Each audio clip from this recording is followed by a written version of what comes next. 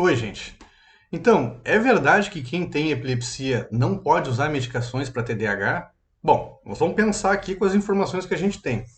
A primeira delas é, no mundo, né, a prevalência de adultos com transtorno de déficit de atenção e hiperatividade, né, o TDAH, gira em torno de 5 a 8%. Né? Ou seja, de uma população inteira, mais ou menos de 5 a 8% dessas pessoas têm TDAH.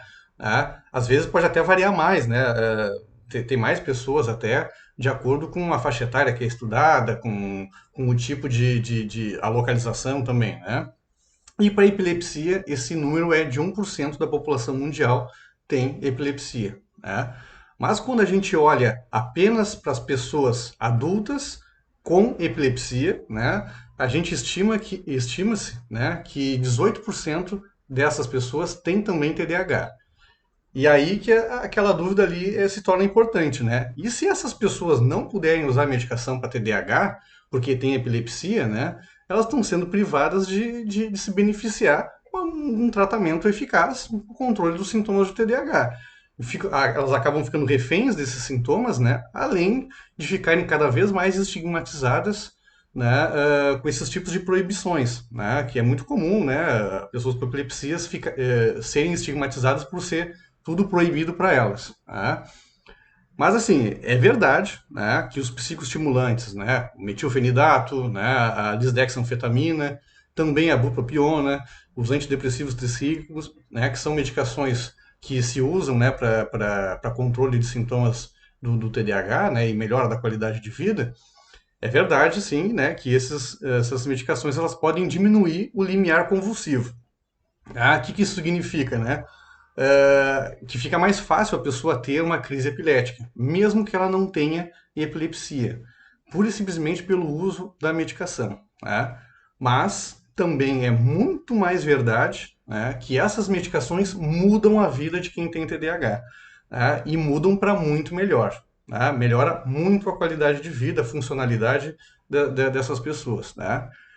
E, né, o outro dado, né, é que assim, né, o TDAH descompensado, né, quando não é tratado, ele é tão ruim para a pessoa, que já apareceu até num estudo, né, que crianças com epilepsia de difícil controle têm uma melhora importante da qualidade de vida, né, com o tratamento medicamentoso para o TDAH, no caso a Ritalina, né.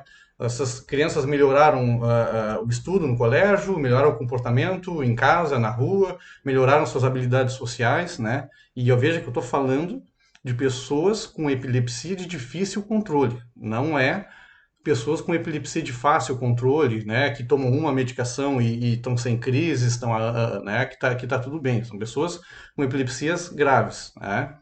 Então, é sim possível, né, ter ambas as condições, epilepsia e TDAH, e tratar as duas medicamentosamente com segurança. Tudo é uma questão de risco-benefício que a gente tem que avaliar, né? E se é benefício ou não tratar, né, medicamentosamente essas condições, e também se vai ter risco de não tratar elas, né?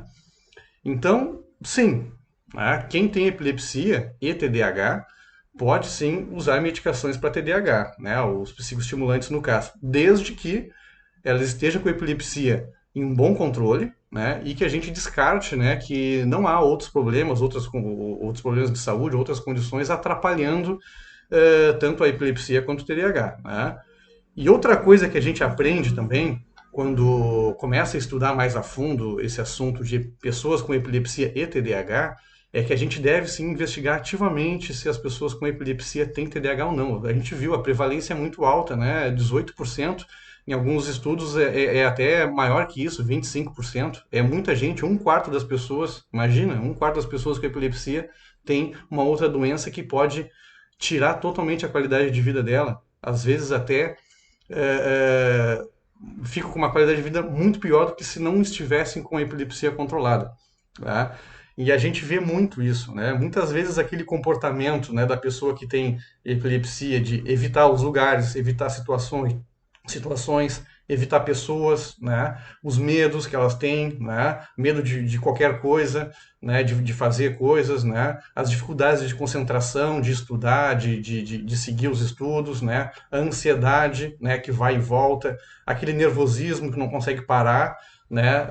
Não consegue parar quieto. Na verdade, isso são tudo sintomas do transtorno de déficit de atenção e hiperatividade. Então, e é muito comum a gente ver isso em pessoas com epilepsia. E aí a gente está vendo, na verdade, os sintomas de desatenção, que é do TDAH, o sintoma da dificuldade de planejamento, né? A impulsividade, né? A hiperatividade, que é muitas vezes erroneamente taxada de ansiedade, né? A gente vê também a labilidade emocional, que é muito comum, né? É um sintoma extremamente comum no TDAH. A gente vê a baixa tolerância a frustrações, né? Que a pessoa não consegue tolerar pequenas frustrações do dia a dia, né? Aquilo parece ser muito pesado para ela, né? Além daquele comportamento disfuncional, né? De evitar se expor aos sintomas, né? Então evita de ir a algum lugar, evita de trabalhar a função X, evita de conversar com as pessoas, porque os sintomas de TDAH eles podem vir fortes ali e a pessoa não consegue interagir. Então era esse o recado que eu queria dar, né? Dá sim para usar medicação de para controle de TDAH em pessoas com epilepsia, né? Desde que o risco-benefício seja favorável, e geralmente é, tá? E aí a gente tem que identificar muito bem essas duas situações para tratar isso aí corretamente. Eu sou Adriano Ribeiro Medeiros, neurologista em Porto Alegre.